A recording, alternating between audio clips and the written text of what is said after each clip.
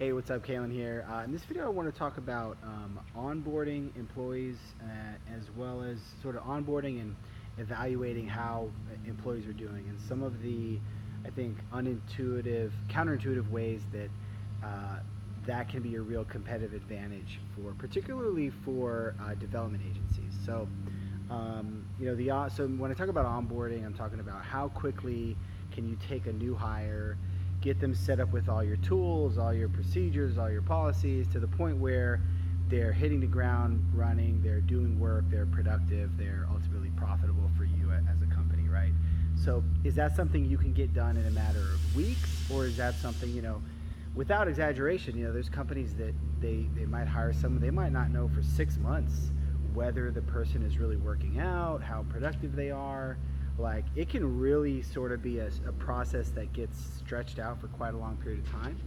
And so I think that investing in kind of streamlining your onboarding processes can be huge. So the obvious thing is the faster they're onboarded, the faster that you're making money and everybody's happy, right? So that's pretty obvious. But I think it's also a real competitive advantage in terms of who you can hire. For a couple of reasons. So for one case, let's say somebody's salary range is a little bit higher than what you're comfortable with. Let's say you're comfortable hiring for 100 grand and maybe they're looking for 110 or 115. Like, I've seen a lot of cases where that difference can just stop negotiations from going forward. But if like, hey, within 2-3 weeks we're going to have them onboarded and productive, and if they're not good, we're going to know within a couple of weeks if they're not a good fit, and if you know what your profit margins are going to be, like, hey, this is an employee that's going to be paid 120,000 and we're going to make a profit of, let's say, 150,000 in a year, right? Like, that extra 15,000 you're paying is sort of trivial.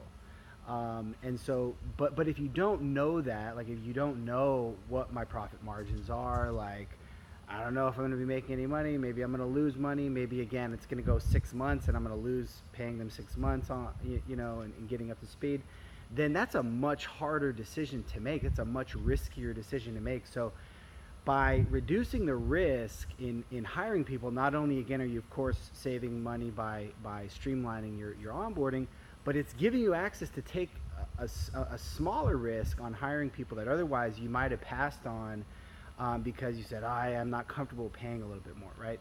Even though you look down to it, it really might make a lot of sense, right? Of course, I'm somewhat biased because if people pay more, that's a good thing for me.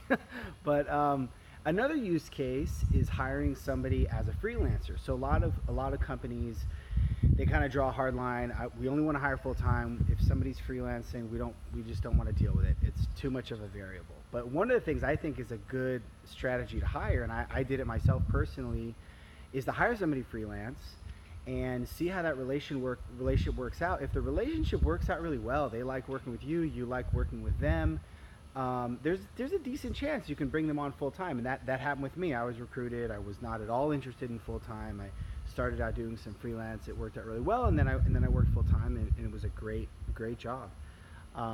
But that's another thing that you can't really do if you're like, oh, well, if they're only part-time, I don't know how much time it's going to take to onboard them. They're not going to be available certain times of the day, so it might make things hard.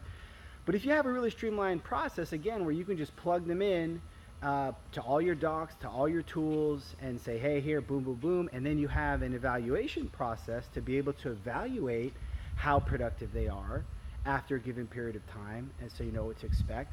Then all of a sudden, that's not this huge risk that you're taking of all this overhead of somebody because if you have a really manual process where somebody's manually taking, a senior developer is manually taking hours out of their day for weeks at a time to help get somebody up to speed, like, yeah, that's a big productivity hit on your existing team. But if you have it streamlined to where you don't have to chew up a ton of resources to get somebody onboarded, all of a sudden, you can try out, some really, really great developers as freelancers, and then with a view towards bringing them on board full time. And again, even if you're not able to bring them on board full time, let's say you try them out for a month or two, and let's say they're at least productive within that freelance capacity. So let's say you break even, right? Let's say all in, you break even, but hey, you had some clients that needed work done. You were able to get some additional resources, get the work done, but you broke even. So really that's a win because you got the work done. You didn't have to delay things for clients. You didn't make profit on it, but at least you broke even and had the opportunity to work with somebody that could have turned into a full-time role. And if you do that multiple times, it'll definitely work out at some point. So that's another use case. So those are basically the two use cases I have in mind. Where again, by streamlining operations, not only are you saving money by saving everybody time, but you're giving yourself access to hire people you wouldn't otherwise be able to hire. So that's what I want to share. Let me know what you think about it. Would appreciate comments and questions. Post them in the comment section. And thanks for watching.